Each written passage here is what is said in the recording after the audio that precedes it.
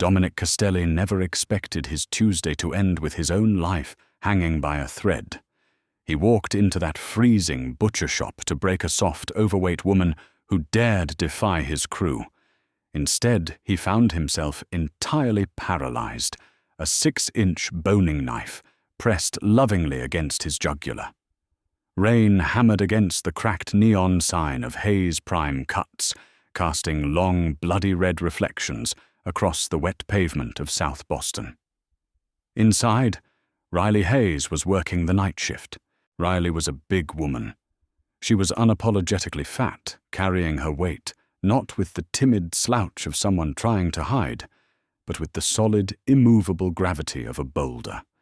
Her forearms were thick from years of hauling sides of beef, her apron tied tightly around a wide waist, and her grip on the heavy steel cleaver was absolute.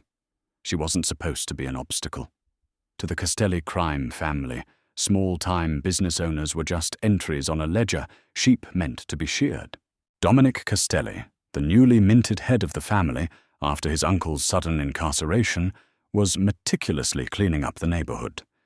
His underboss, Tony Valenti, had spent the last 3 weeks visiting local shops, raising the protection fees by 40%. Everyone paid. The baker, the mechanic, the dry cleaner. Everyone except Riley.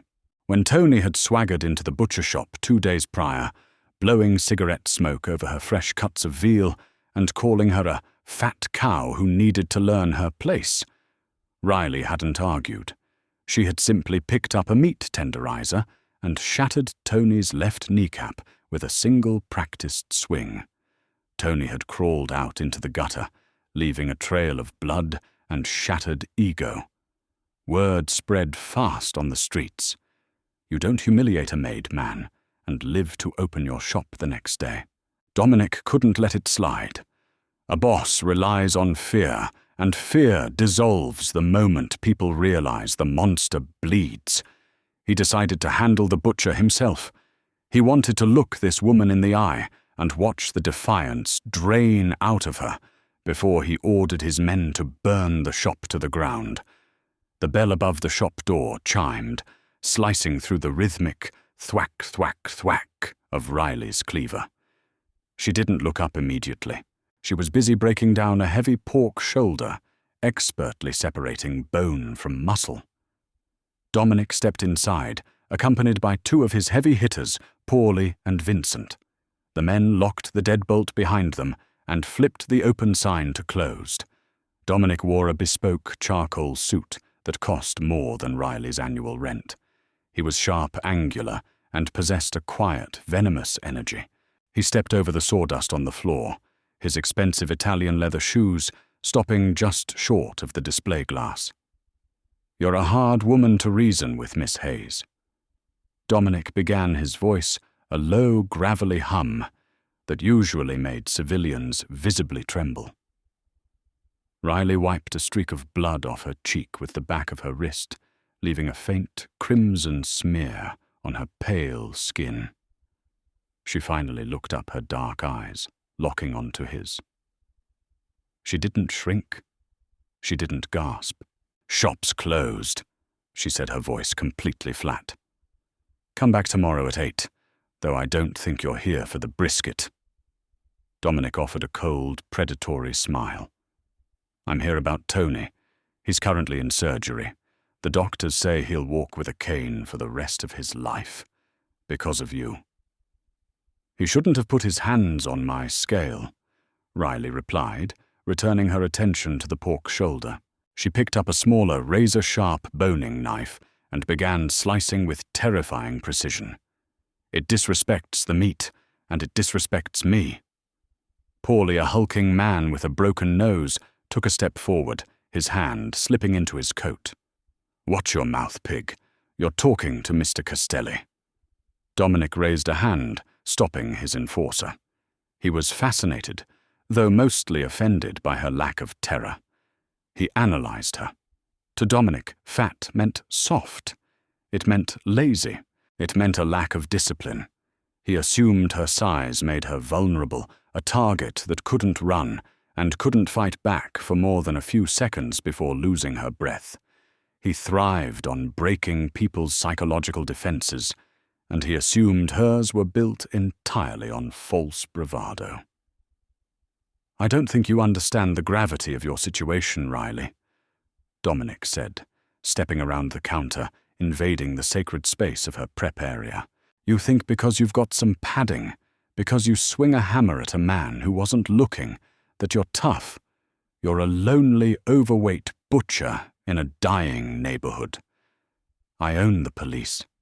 I own the landlords. By tomorrow morning, I can make sure you don't even have a name." Riley stopped cutting. She set the knife down on the stainless steel table. The ambient hum of the commercial refrigerators seemed deafening in the sudden silence. She turned to face him fully. She was taller than he expected, and up close he realized the sheer breadth of her shoulders. "You talk a lot for a guy who just walked into a room full of sharp objects," Riley noted softly. Dominic chuckled a dry, humorless sound.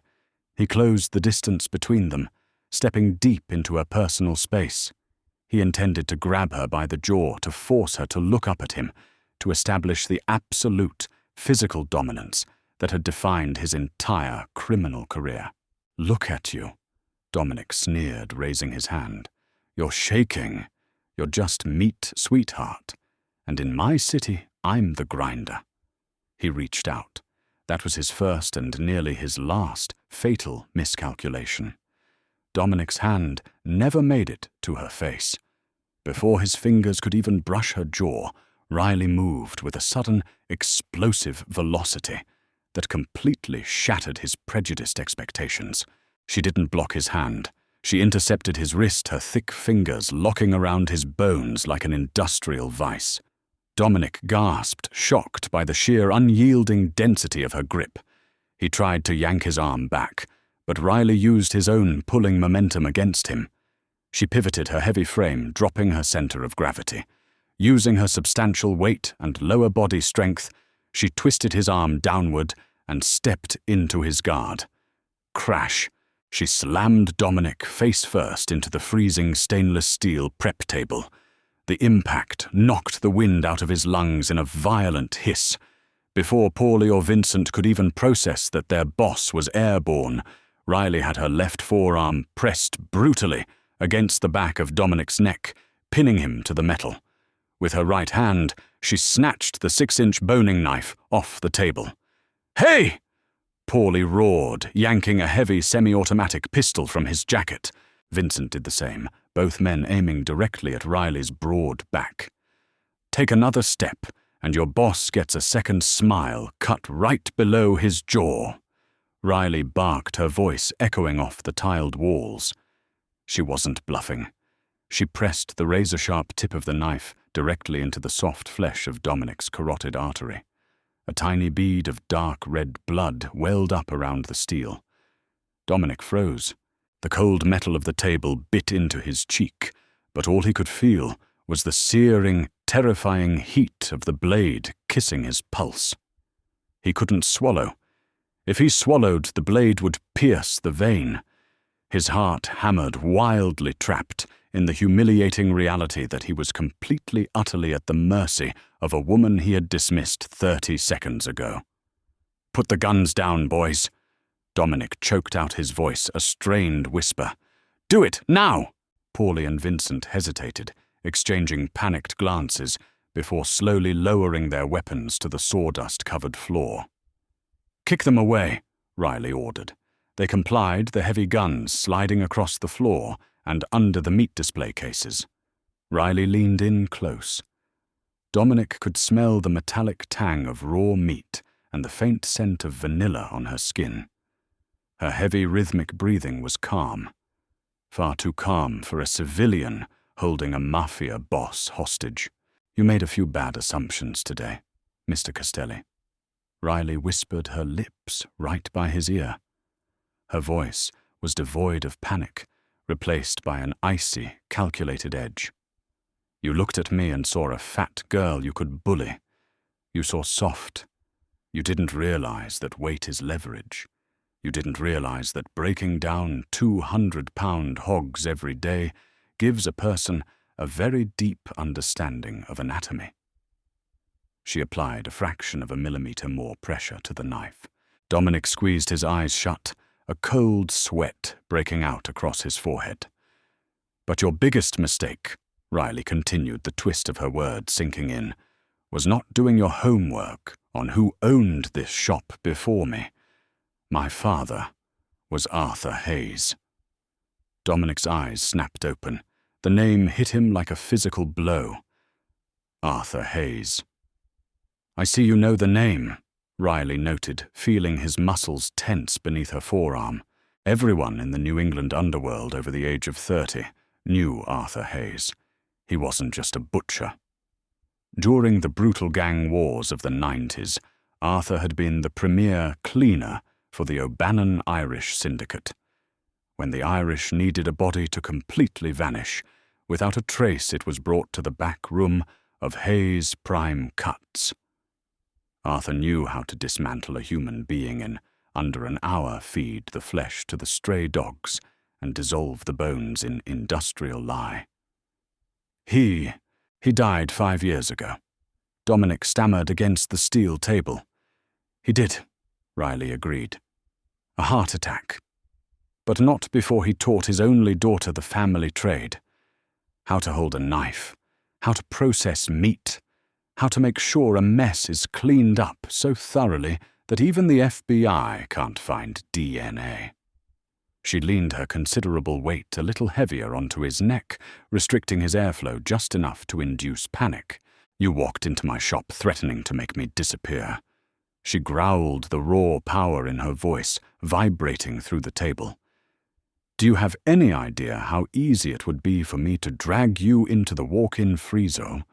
Right now, your boys out there, I've got enough lye in the basement to turn all 3 of you into a bad memory by sunrise. You think you're the monster in this city, Dominic? You just stepped into the monster's kitchen. Dominic was experiencing a bizarre cocktail of primal terror and shocking, undeniable intrigue. He had spent his entire adult life surrounded by manufactured toughness men who talked loud and puffed out their chests. But this woman, she was entirely authentic. She possessed a terrifying raw competency. The way she handled his weight, the absolute steadiness of the blade at his throat. She was a predator, cloaked in an unassuming disguise. What do you want? Dominic whispered. The arrogance completely bled out of him. I want you to listen to me very carefully, Riley said, easing the blade back just a fraction of an inch, allowing him to take a shallow, shaky breath. Your boys are going to walk out of that door, and you are going to sit in that chair in the corner. We are going to renegotiate the terms of my existence in this neighborhood, and if you ever insult my weight or my business again, they won't even find your teeth. Nod, if you understand me. Dominic gave a slow, microscopic nod. Riley smoothly stepped back, releasing him in a single fluid motion. She kept the knife in her hand, relaxed but ready. Dominic pushed himself up off the table, gasping quietly as he rubbed the back of his neck. He looked at the tiny smear of his own blood on his fingertips, then looked at Riley. She stood there, massive, unbothered, wiping the blade on a towel. Poorly. Vincent, Dominic rasped, straightening his ruined suit jacket. Wait for me in the car. Boss, are you crazy? We ain't leaving you. Paulie started. Get out. Dominic snapped his authority, returning though his eyes never left Riley. The 2 enforcers glared at the butcher, but eventually turned, unlocked the door, and stepped out into the heavy rain. The door clicked shut behind them. Dominic stood alone in the shop with the woman who had just brought him to his knees. He expected to feel rage. He expected his wounded pride to demand immediate, violent retribution. But as he looked at Riley Hayes, wiping down her butcher block, as if she hadn't just held the boss of the Castelli family at knife point, A dangerous, twisted smile crept onto his face. He didn't want to kill her anymore. He wanted to know her. Rain continued to batter the reinforced glass of the storefront, mirroring the violent storm of thoughts swirling inside Dominic Castelli's mind. He slowly walked over to the corner of the shop, his expensive Italian leather shoes crunching softly against the sawdust. He pulled up a heavy wooden chair and sat down, his posture rigid but lacking the arrogant swagger he had brought into the room just 10 minutes earlier. He watched Riley. He watched her move. She did not rush. She did not tremble. Riley walked over to the massive industrial-grade Hobart meat grinder sitting on the steel counter.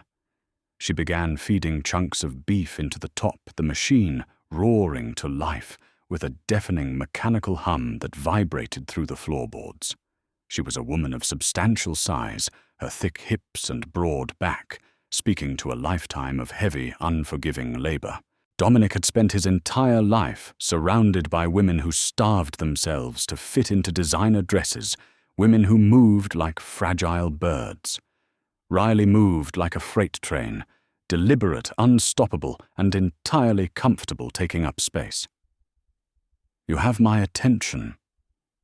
"Miss Hayes," Dominic finally said, raising his voice to be heard over the grinding machinery. "You said we are going to renegotiate the terms of your existence. Let's hear the terms." Riley flipped the switch on the Hobart grinder, plunging the room back into the quiet, rhythmic tapping of the rain. She picked up a pristine white towel, methodically wiping down her massive Wüsthof butcher knife. "My terms are simple and they are non-negotiable," Riley stated, her dark eyes locking onto his. She stepped around the counter, pulling up a sturdy metal stool opposite him. When she sat, she leaned forward, resting her thick, powerful forearms on her knees. Total exemption. "First Hayes Prime Cuts is permanently off your collection ledger. No protection fees, no envelopes on the first of the month. I protect myself. The block's immunity. Second, the bakery next door, the mechanic shop across the alley, and the florist on the corner. They are under my umbrella now. You leave them alone. You don't raise their rates, you don't threaten them, and your boys don't even look at them funny. Respect third, you make sure Tony Valenti knows exactly why he is walking with a cane, and you ensure that neither he nor any of your other trigger-happy foot soldiers ever step foot in my shop trying to prove a point." Dominic let out a low, raspy laugh, leaning back in his wooden chair. He crossed his legs, brushing a speck of sawdust from his ruined charcoal trousers. "You are asking for a lot of real estate, Riley. You are asking me to look weak in front of my own crew. In my world, if a boss lets a civilian dictate the terms of a neighborhood, he doesn't stay a boss for very long. Sharks smell blood." "Then you better learn how to swim faster," Riley replied coldly, "because if you refuse, I will personally guarantee that the police receive a very detailed anonymous ledger of your uncle's offshore accounts. My father didn't just clean up bodies, he cleaned up paper trails. I still have his safety deposit boxes." Dominic's breath hitched. She held all the cards and she knew exactly how to play them. But beneath the frustration of being cornered, a deep, undeniable fascination was taking root in his chest. Her absolute fearlessness was intoxicating. Her thick, sturdy frame wasn't a sign of weakness. It was an armor forged from a brutal, uncompromising reality. "I can agree to your terms," Dominic said slowly, his voice dropping an octave, becoming intimately quiet. "But if I am going to grant you the power of a protected capo in my territory, you are going to do something for me in return." Riley narrowed her eyes, her grip tightening slightly on the towel in her hands. "I am not a hitman, Castelli. I process beef and pork. I don't kill people for your family." "I don't need a killer," Dominic corrected, leaning forward, matching her posture. "I need a ghost. I need your father's network. The Irish syndicate, the O'Bannons, they are making moves in South Boston again. Their new boss, Declan Fitzpatrick, has been intercepting my shipments coming through the docks. He knows my routes. He knows my schedules. Someone inside my own family is feeding him information. Riley remained silent, processing the weight of his words. Your father knew the O'Bannon family better than anyone. Dominic continued his eyes, tracing the strong, determined line of her jaw. He knew their safe houses, their lieutenants, their communication methods. I need you to tap into those old connections. I need you to find out who the mole in my family is. You find the rat and you get your block forever. You have my word as a Castelli. Riley stood up, her heavy boots thudding solidly against the floor. She walked toward the heavy insulated metal door of the walk-in freezer. She paused, looking over her broad shoulder at the Mafia boss sitting in her shop. I'll ask around, Riley said, her voice gruff. But if I catch you or your men snooping around my property, while I do this, all deals are off. Understood, Dominic whispered, standing up. He felt a strange reluctance to leave. He had come here to destroy her, and instead he was leaving with a partner and a burning, undeniable attraction to a woman who could snap his neck if she chose to.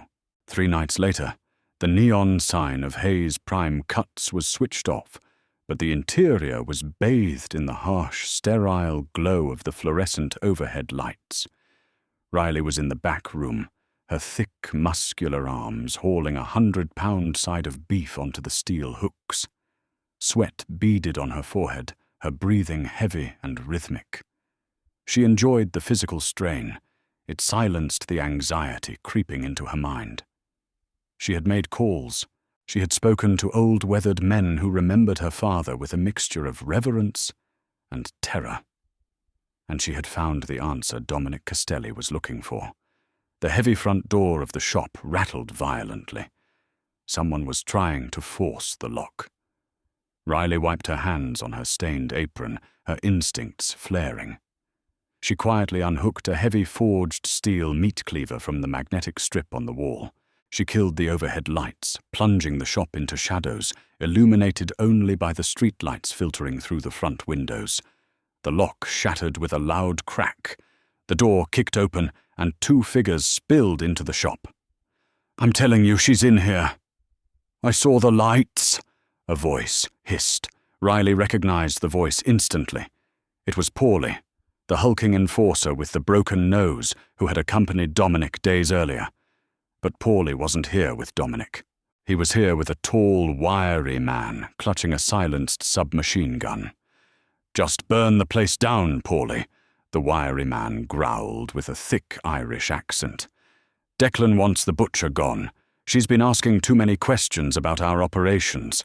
We can't let her report back to Castelli. Riley's blood ran cold. The mole wasn't some distant cousin or low-level soldier. It was Paulie. Dominic's own bodyguard was working directly for Declan Fitzpatrick and the Irish syndicate. I want to put a bullet in this fat cow myself, Paulie sneered, pulling his heavy pistol and clicking off the safety. She humiliated me in front of the boss. They advanced into the shop, their boots stepping onto the sawdust. Riley didn't hide. Hiding was for prey. She used her deep knowledge of the shop's layout, moving silently through the pitch-black prep area. She positioned herself behind the massive display counter. Her breathing completely controlled her massive frame, perfectly still. As Paulie stepped past the display case, passing within inches of her hiding spot, Riley exploded from the shadows. She didn't use the cleaver. She used her environment and her sheer, overwhelming physical mass. Riley lunged forward, throwing her entire 260-pound frame directly into Paulie's side. The impact was like a car crash. Paulie let out a wet, breathless gasp as Riley's heavy shoulder drove into his ribs, shattering bone. The force of her tackle sent them both crashing backward, obliterating a wooden display rack and sending jars of marinades and spices shattering across the floor. "What the hell?" the Irish gunman yelled, swinging his weapon toward the noise. Before he could pull the trigger, the front door of the shop burst open again. Dominic Castelli stepped into the fray, a suppressed pistol in his hand. He had been tailing Paulie for 2 days, growing suspicious of his erratic behavior. Seeing Paulie break into Riley's shop had confirmed his worst fears. Dominic fired twice. Puffed. Puffed. The Irish gunman dropped to the floor, grasping his ruined chest, his submachine gun clattering uselessly across the tiles. But Paulie was not out of the fight. Fueled by adrenaline and raw panic, the large enforcer violently shoved Riley off him. He scrambled to his knees, raising his pistol wildly in the dark, aiming directly at Dominic's silhouette in the doorway. "Dominic down!" Riley roared. Without hesitating, Riley grabbed a heavy cast-iron meat tenderizer from the floor, one that had fallen during their struggle. With a guttural shout relying on the immense power of her thick shoulders and heavy arms, she hurled the iron tool across the room. It struck Paulie squarely in the side of his skull with a sickening crunch. Paulie's eyes rolled back in his head, his gun firing a single stray bullet into the ceiling, before his massive body collapsed onto the sawdust, completely lifeless. Silence descended on the butcher shop, broken only by the sound of shattered glass settling and the heavy, ragged breathing of the 2 survivors. Dominic cautiously lowered his weapon, his eyes frantically searching the shadows until they locked onto Riley. She was slowly pushing herself up from the floor, her apron torn a thin line of blood dripping from a cut on her forehead, where she had grazed the broken shelving. He rushed over to her, his polished shoes crunching over broken glass and spilled blood. He didn't care about his expensive suit. He didn't care about the dead men on the floor. He dropped to his knees beside her, his hands urgently gripping her thick, strong arms, checking her for bullet wounds. "Are you hit?" Dominic demanded, his voice thick with an emotion he hadn't felt in years. It wasn't just panic. It was absolute, terrifying vulnerability. "Riley, look at me. Are you shot?" "I'm fine," Riley gasped, waving him off, though she allowed him to help her to her feet. She leaned heavily against the stainless steel prep table, wiping the blood from her brow. She looked down at Paulie's unconscious, bleeding form. "There's your mole, Castelli." Dominic stood slowly, never breaking eye contact with her. The adrenaline of the life-or-death struggle was rapidly fading, replaced by a suffocating, magnetic tension that pulled him toward her. He looked at this woman, her messy hair, her torn, blood-stained apron, her imposing, beautiful, unapologetically heavy frame. She had just saved his life. She had thrown herself into the path of a bullet to protect him. He stepped into her space, gently lifting a hand to cup her face. His thumb brushed just below the cut on her forehead. Riley tensed her dark eyes wide, but she didn't pull away. "You threw yourself at an armed man," Dominic whispered, his voice trembling slightly. "You could have been killed." "He was in my shop," Riley replied stubbornly, though her voice betrayed a slight tremor. "I told you I protect what's mine." "And what am I?" Dominic asked, his gaze dropping briefly to her lips before meeting her eyes again. The air between them felt dangerously electric. "Am I yours to protect, Riley?" Riley let out a shaky breath. She looked at the ruthless Mafia boss standing before her, a man who had walked into her life to destroy her and had somehow become inextricably tied to her survival. She reached up her thick, calloused fingers, wrapping firmly around his wrist, pulling his hand away from her face. But she didn't let go of him.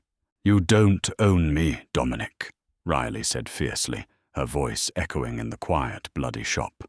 "You don't get to claim me just because we bled together. I am not one of your soldiers. I am not a trophy. I am the woman who holds the knife." A slow, devastating smile spread across Dominic's face. He stepped even closer until his chest brushed against her soft, heavy curves, entirely captivated by her fierce independence. "I know," Dominic murmured, leaning in until his lips were mere inches from hers, the scent of vanilla and copper wrapping around his senses. "That's exactly why I can't stay away from you. You're the only person in this city I actually fear, Riley Hayes. And God help me, it is the most beautiful thing I've ever seen." He closed the distance, pressing his lips to hers in a kiss that tasted of iron adrenaline and undeniable power. Riley hesitated for only a fraction of a second before her heavy arms wrapped around his neck, pulling him violently against her, returning the kiss with the same fierce, crushing intensity she applied to everything in her life. They stood there in the dark, surrounded by the wreckage and the blood of their enemies, two unstoppable forces colliding in the shadows of South Boston. The Mafia boss had finally found his equal, not in the glamorous boardrooms of the underworld, but in the heavy, capable hands of the butcher who had taught him how to bleed. If you felt the adrenaline of this gripping Mafia romance, hit that like button and share this story with your friends. Don't forget to subscribe to our channel for more thrilling, dark romance tales and real-life drama that will keep you on the edge of your seat. Drop a comment below, telling us your favorite twist, and hit the notification bell so you never miss a single upload.